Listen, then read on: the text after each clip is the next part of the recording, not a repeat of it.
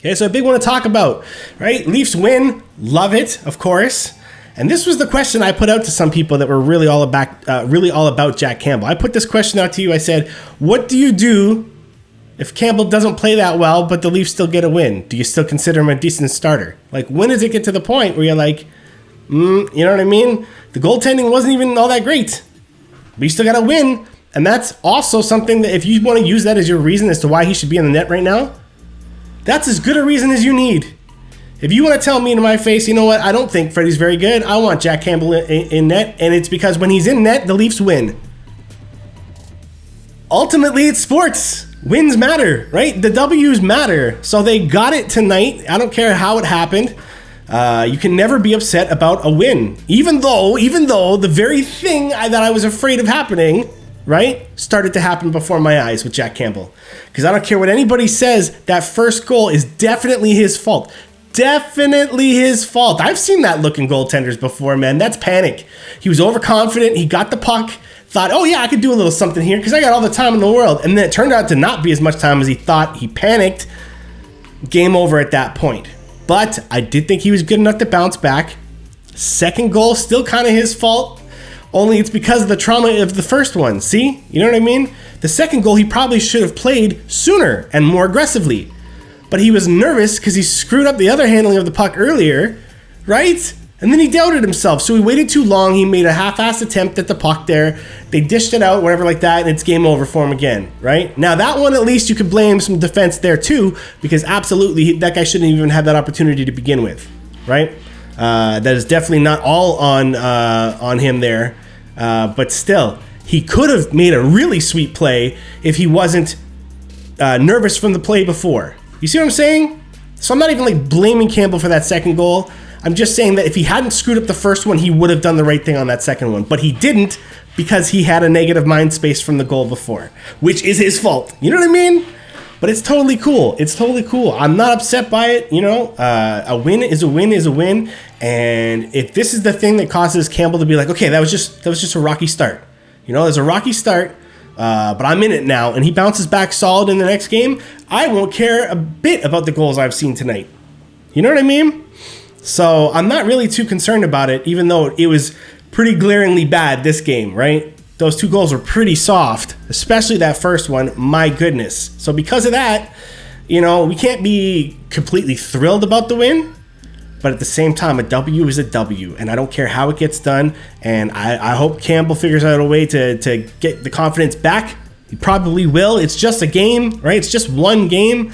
And with all the pressure all you guys are throwing on him, acting like he's the next savior of the team, man, that would freak me out too. You know what I mean?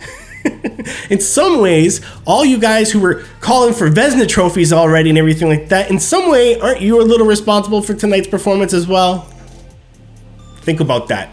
If y'all hadn't hyped him up like the next savior of the team, he could just go out there as a backup that people are expecting to lose because he's not as good as Freddie, and then he gets to just relax and be like, well, as long as I don't lose, they don't care how I win, you know? But, you know, you built him up here. He's a new guy in town in terms of being a starter. So 100%, that's going to get in your head when you start seeing it in all the papers that, oh man, he's the next greatest thing since, you know, whatever.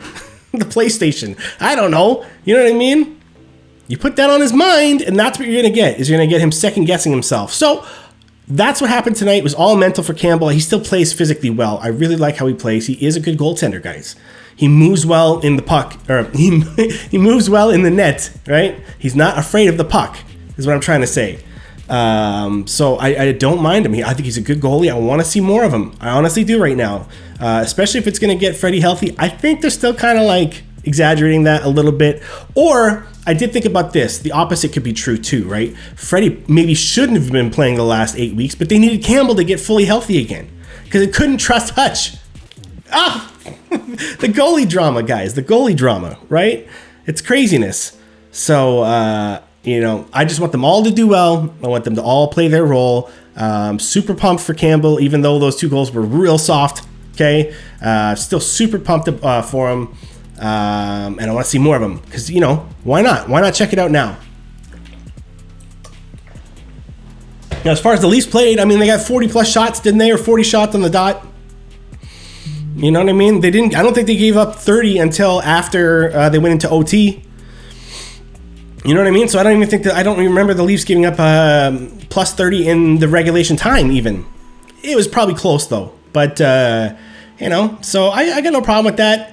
You know, good defensive effort, good offensive effort. Obviously, they're just not scoring, man. I mean, you're getting guys like Spezza having to put it in, and he puts in some beauties. I'm not knocking the man's goals. I love the guy. You know, I love the older guys when they start scoring because that's my generation. And I go, yeah, I'm not useless either. I see Spezza score, and I'm like, I guess I'm not completely useless, you know, which is total crap. That comparison should not be made ever. But in your head, you know, as a sports fan, that's what happens, right? You see a guy like Thornton out there and Simmons, and you're like, yo, these guys are still rocking it. All right, cool. I'm not irrelevant yet. So they're doing well. I like seeing how well they're doing. Give it up for Forsberg there in Ottawa's net. Come on, guys. 40 shots. You know, like that's crazy, and especially when you got like the quality shots that Toronto gets. I mean, they get so many opportunities that really look embarrassing for the other team sometimes. But then you look at the scoreboard and you realize, oh yeah, you know what I mean? It's nothing to be embarrassed about. You're winning this game right now, 1-0 or whatever like that. You know what I mean? So the Leafs have this weird, like, I'm gonna say the word dichotomy. Hopefully that's a good use of it. Where they look really awesome at times to the point where they're like embarrassing somebody. And then in a moment, even, it can be within the same play, in a moment, do something so catastrophically stupid that you're like, like what? So it was just one of those games where, you know, they were firing off, you know, good opportunities, not giving up too much craziness, a couple of mishaps in net. But in the end, if you're getting the W, who cares, right? I'll say it again. So that's what I think about all that, guys. You know, let's get into what you guys are saying. Again, love it when you're filling up the chat. So let me see it. Quick before you go, I want to remind you, I'm also on Twitch after every Leafs game just talking about what happened. It's seriously blowing up way bigger than the gaming stuff. So if you like NHL, but you also like talking hockey, come on out after every Leafs game, only on Twitch.